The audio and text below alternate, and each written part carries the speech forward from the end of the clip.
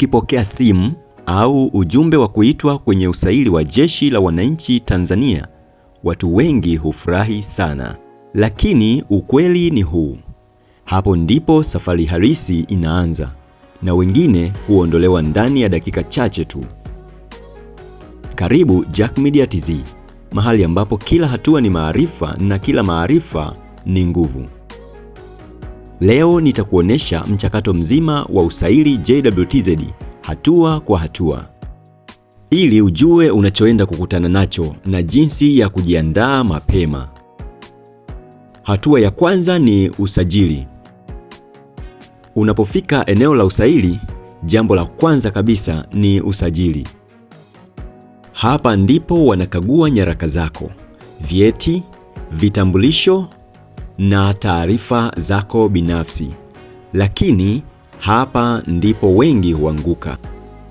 Kosa dogo tu kama jina kutofautiana, cheti kukosa au taarifa zisizo sahihi, unaweza kuondolewa hapo hapo bila hata kuendelea hatua inayofuata.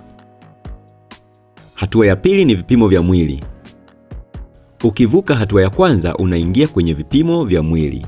Hapa wanakagua urefu, uzito na muonekano wa jumla. Usifikiri ni kawaida.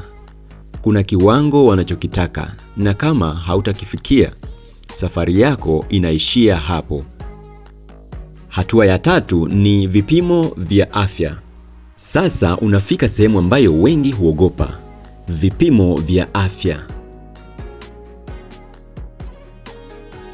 Hapa wanachunguza macho, masikio na hali yako ya mwili kwa ujumla. Watu wengi wanaonekana wazima, lakini wanakatwa hapa bila kutarajia.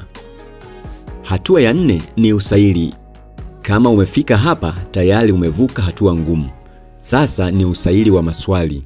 Hapa wanatazama nidhamu yako, uelewa wako na confidence yako. Si lazima uwe na majibu makubwa, lakini wanataka kuona mtu mwenye utulivu na akili timamu.